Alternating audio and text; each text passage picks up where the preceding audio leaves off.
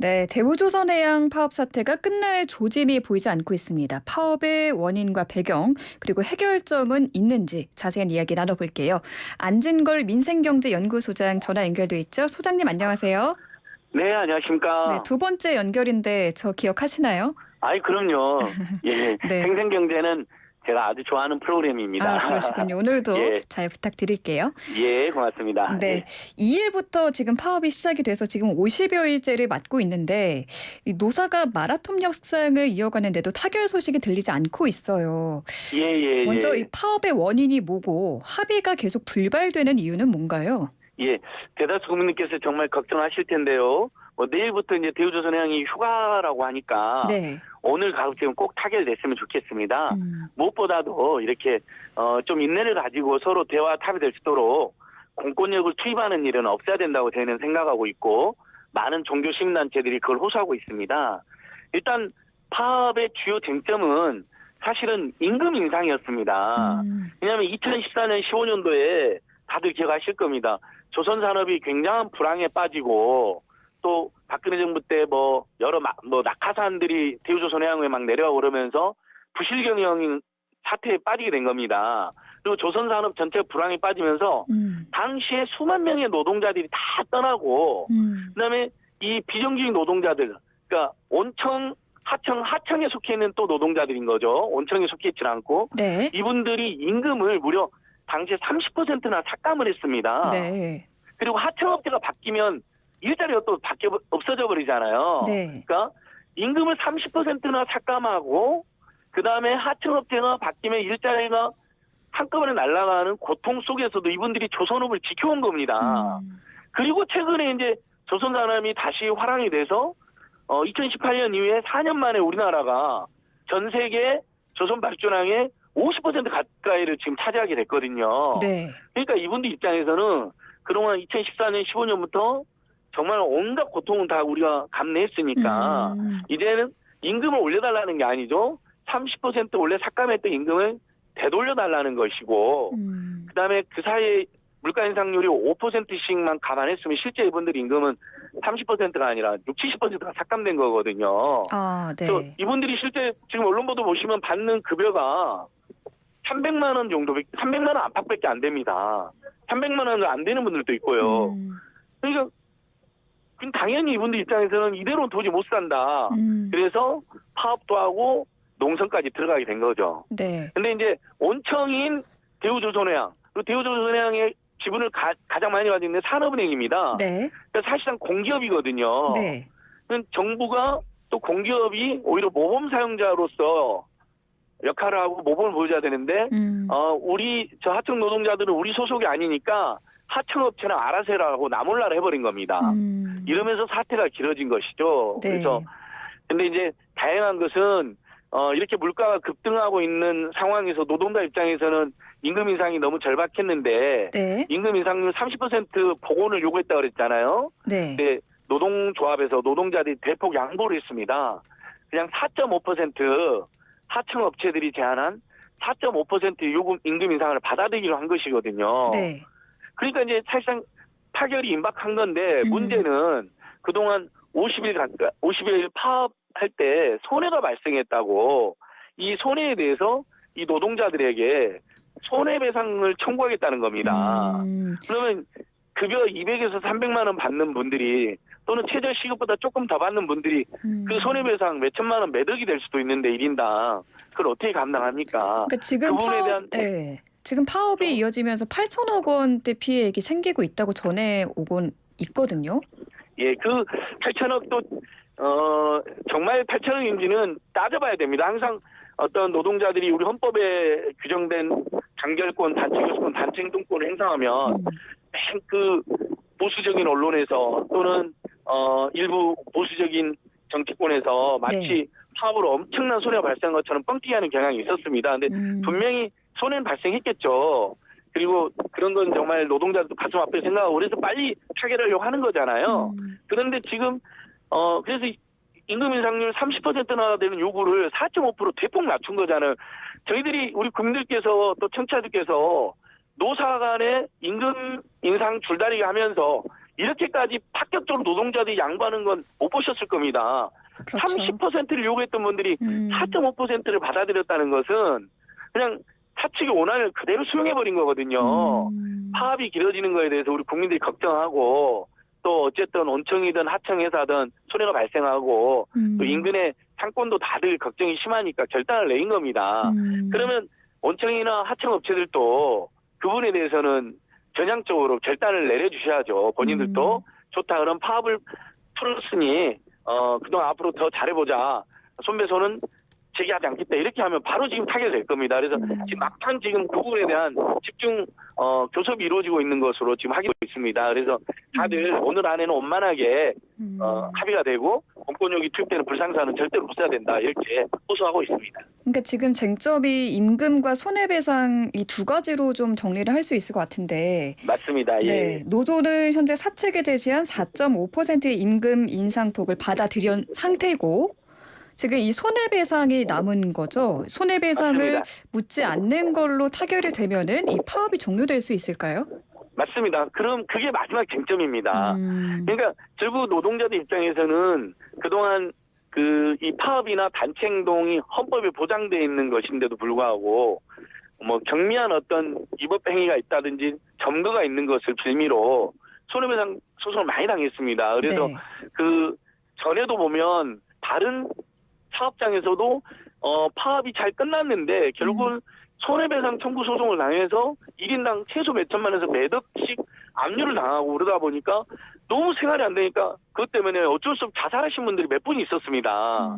그래서 다른 나라의 법제를 보면 파업에 대해서는 손해배상을 아예 청구를 못하게 해놨습니다. 그게 법적으로 돼 있나요? 예, 노동자들의 고려 영국 같은 경우가 대표적으로 그렇게 해놨거든요. 그래서 지금 우리나라 국회에도 노란봉투법이라고 해서 파업에 대해서는 손배소를 제기할 수 없도록 이렇게 해놨습니다. 만약에 무슨 파괴를 한다거나 폭력을 해서 재물손괴가 있었다. 그 부분에 대한 책임은 질 수 있겠지만 평화로운 의사표현과 파업을 한다는 이유만으로는 손배소는 너무 과도한 거고 결국 그것은 노동조합 활동을 못하게 하려고 하는 것이거든요. 그래서 지금 우리 노동조합이나 시민단체 걱정하는 건 이겁니다. 개개인이 겪게 되는 수천 수억의 손배소도 문제지만 결국 그렇게 노동조합 활동을 그렇게 공격하고 무너뜨리면 노조가 살아남지 못하게 됩니다. 그러면 안 그래도 온청 노동자들에 비해서 너무나 차별적인 대우를 받고 있고 최저임금보다 조금 더 월급을 받고 있는 이분들 입장에서는 노동조합을 통해서 그래도 처우 개선도 시도하고 산재 예방 조치도 요구했는데 조선 산업이 산재도 아주 많잖아요. 네. 산재도 대부분 어려운 일은 하청업체 노동자들이 하기 때문에 하청업체 노동자들이 대부분 산재를 당합니다. 그러니까 그걸 그나마 이분들이 노조를 통해서 해결해 왔는데 노조까지도 무력화되는 꼴이 되거든요. 이 손배소를 당하게 되면요. 누가 노조를 하려고 하겠습니까?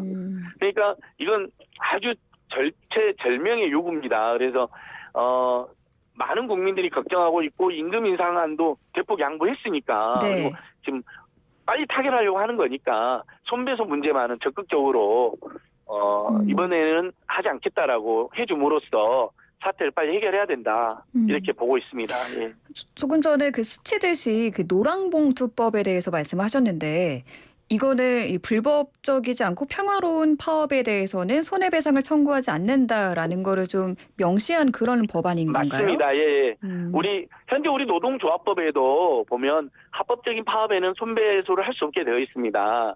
그런데 이제 그동안 우리 노사관계를 보면 여러 가지 이유로 합법 파업도 있었지만은 어쩔 수 없이 뭐 파업을 하는 경우도 있었고 그렇죠. 또 파업 과정에서 물리적 충돌이 있는 경우도 있었잖아요. 네네. 이제 그런 경우에도 막 너무나 많은 무분별한 이제 손배 가압류가 있으면서 노조가 아예 무력 없어진다거나 아니면 노조원들이 정말 너무나 안타깝게 극단적으로 세상을 떠난 일들이 많았기 때문에 대표적으로 쌍용 자동차 우리 파업 사태 때도 얼마나 많은 분들이 결국은 손배 가압류 당하고 결국 유명을 달리한 일이 많았잖아요. 우리 국민들 그걸 잘 기억하고 계시거든요. 네. 그러니까 합법적인 파업에는 당연히 손배소를 할 수 없는 것은 기본이고 설령 일부 절차상의 위법이라든지 어떤 합법 논란이 있는 파업이다 하더라도 예를 들면 어떤 기물을 파손한다거나 고의적으로 악의적으로 그래서 명백하게 노동자들이 해서는 안 될 일을 해서 손해가 발생하는 부분은 어쩔 수 없다 하더라도 네. 평화롭게 의사표현을 하고 평화로운 집회를 통해서 파업을 하는 경우는 손해배상 청구를 할 수 없게 이게 지금 일명 노란봉투법입니다. 이게 국회에 지금 법안이 제출되어 있는데 통과가 안 되고 있는 것이죠. 네, 통과가 아직 안 돼서 이게 예. 강제성이 없는 거군요. 효력이 그렇습니다. 없는 그래서 거군요. 예, 이참에 결국 노동자들이 파업하는 경우는 대부분 너무나 절박해서 파업하잖아요. 파업이 좋아서 파업이 쉬워서 하는 경우는 없습니다. 그렇죠. 파업은 정말 최후의 수단으로 너무너무 절박하고 이거 아니면 도저히 살 수 없을 때 하거든요. 노동자들이. 그 파업에 대해서는 우리 헌법이 또는 세계 국제 노동기구 ILO에서도 파업의 권리는 좀 아주 넓게 보장하고 있습니다. 그래서 그 뭐 파업을 자주 하는 것도 아니잖아요. 자주 해서도 안 되는 것이고. 네네. 그러니까 그 파업 때문에 그 노동자의 삶이나 노조가 파괴되는 일이 없도록 손배 가압류는 엄격하게 제한돼야 된다. 이렇게 호소드리고 있습니다. 호소드립니다. 네. 근데 이제 사측을 보면 지금 대우조선해양 임직원들은 수년간 조선업 불황으로 모두가 어려운 상황이었는데 이제야 좀 호황을 맞아서 형편이 조금씩 나아지고 있다 이러면서 불법 점거로 인해서 지금 전체의 생존권이 위협받고 있다. 이렇게 호소를 했거든요. 예. 그분들의 입장도 이해는 됩니다.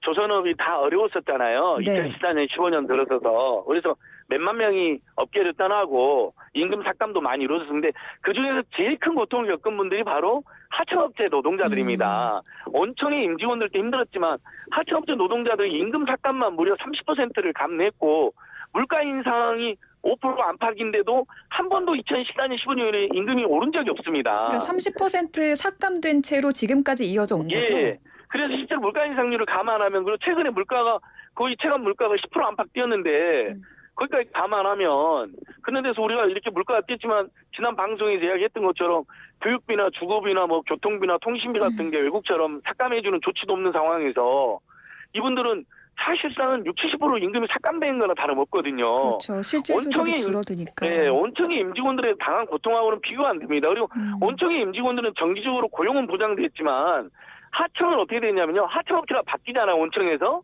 네. 그럼 그 하청업체에 속해 있는 수십 수백 명의 노동자가 하루아침에 일자리를 잃습니다. 얼마나 고용이 불안합니까? 조선산업에 대해서 애정이 있고 정말 소중한 일자리이고 그래도 우리나라가 조선 강국으로서 내가 크게 기했다는 자부심을 가지고 살아가는 노동자들인데 어느 날 갑자기 하청업체가 바뀌었다. 온청의 뜻대로. 그러면 수십 수백 명이 그냥 일자리 잃고 실업자가 되는 겁니다. 그런 반복적인 고용 불안에 대해서 해결책을 찾자고 호소드리는 거거든요. 그러니까 온청의 임직원들께서 당연히 지금 그 파업과 점거 농성으로 손해가 발생하는 것에 대해서 문제 제기는 할 수 있다고 봅니다만 네. 이 조선산업을 떠받던 분들이 바로 이 수만 명의 하청 노동자들이거든요. 그러니까 조선업 구조가 어떻게 됐냐면요. 온청의 임직원은 10% 정도밖에 안 되고요. 나머지 이 지금 상반기에만 대한민국이 조선 강국으로 세계 물량 수지 50% 정도 했다고 그랬잖아요. 네. 그 90%는 하청업체하고 하청 노동자들이 일을 하고 있습니다. 그러니까 조선업은 잘 나가도 90% 하청업체, 하청 노동자들, 특히 며칠 전 하청 노동자들 일은 다 하죠. 배 만드는 일은요. 그러니까 그분들은 월급 300만 원도 안 되는 돈으로 지금 몇 년째 시달리고 있는 겁니다. 네, 알겠습니다. 산재도 제일 많습니다. 이 문제는 그 온청의 임직원들께서 연대해 주셔야 될 부분이죠. 함께 해 주셔야 될 부분입니다. 네. 지금 이제 손해가 커지는 분에 대해서 우려를 하시는 건 이해가 되고요. 네. 하지만 그래도 조선업의 지속가능 조선업 발전을 위해서도 그 하청업체 노동자들이 실제 일은 다 하는데 그분들의 저임금 장시간 노동 산재를 방치해서는 안 된다. 고용 불안을 방치해서는 안 된다. 이렇게 네네. 당부드리고 싶습니다. 네, 예. 하청업체 노동자들과의 연대를 강조를 해주셨고요. 그런데 오늘 오전부터 지금 협상이 다시 재개가 됐잖아요. 그런데 예, 노조가 타결에 실패하면은 총력 투쟁을 예고한 상태거든요. 지금은 예. 어떤 분위기인가요? 예, 뭐 지금 다들 주변에서 우리 그 이제 비정규직 노동자들뿐만 아니라 그 다른 노동자나 시민들도 지금 빨리 타결되기를 염원하면서 그쪽으로 모여들고 있습니다. 조선소로 거제도 조선소로 모여들고 있는데 지금 거의 타결 직전이라는 보도도 있네요. 그러니까 손배소에 대한 네. 최종적인 쟁점이 남아있는 것 같아요. 손해배상을 청구하느냐 마느냐, 또 앞으로 노동자 활동을 보장하느냐 마느냐, 이 부분이 지금 마지막 쟁점이어서 사람들이 가슴 졸이면서 지금 모여들고 있는데 이제 공권력이 투입되면 파국이 나는 거죠. 대화 그렇죠. 타협하고 있는데. 네네. 근데 만약에 오늘 안에 타결되면 좋겠지만 만약에 좀 이따가 타결이 안 됐다 하더라도 공권력을 투입해서 해결할 게 아니라 밤샘 협상이라도 해서 오늘 밤에라도 타결돼야죠. 대화 타협으로 문제를 해결하는 게 민주사회의 가장 중요한 덕목입니다. 공권력이 일방적으로 사용자 편을 들어서 노동자들이 합법적인 파업을 하고 정말 생존의 벼랑에서 외치고 있는데 그 사람들 다 짓밟고 연행하고 다 구속시키고 그러면 우리 국민들이 공권력이 정의롭지도 공정하지도 않다고 판단할 겁니다. 네, 지금까지 그래서- 뭐 앞에서도 많이 말씀해 주신 부분이지만 정부도 뭐 계속해서 뭐 공권력 투입을 뭐 시사를 하고 있고 이런 상황에서 합의안이 도출될 수 있을 것으로 전망을 하실까요? 짧게 예. 말씀 부탁드릴게요. 결국은 저는 합의가 된다고 봅니다. 왜냐하면 지금 윤석열 정부 지지율도 바닥으로 떨어졌는데 네. 거기서 이렇게 노동자들의 정당한 요구, 저번에 화물연대 기사님들 파업할 때도 국민들께서 저분들이 안전운임제로 고속도로 사고가 확 줄어들었는데 저분들의 투쟁이 정당하다 연대를 해주셨거든요. 네. 지금도 30%나 임금이 삭감된 채 사실상 물가 인상까지 하면 60% 삭감된 채 저렇게 어렵게 사는 분들 입장에 많은 국민들이 연대해주고 계시기 때문에 정부도 함부로 공권력 투입은 못할 거라고 보고요. 해서도 네. 안 되고요. 좀 시간이 걸리더라도 오늘 안에 밤샘 해서라도 타결될 수 있도록 오히려 정부가 대화와 타협이 될 수 있도록 분위기를 조성해줘야 된다. 공권력 투입은 안 하고 손배소 같은 것은 면책될 수 있도록 이런 메시지를 좀 내주면 바로 타결되지 않을까 이렇게 기대해보고 있습니다. 네, 알겠습니다. 오늘까지 좀 협상이 꼭 마무리됐으면 좋겠네요. 오늘 말씀 여기까지 듣겠습니다. 감사합니다. 네, 고맙습니다. 네, 지금까지 안진걸 민생경제연구소장과 함께했습니다.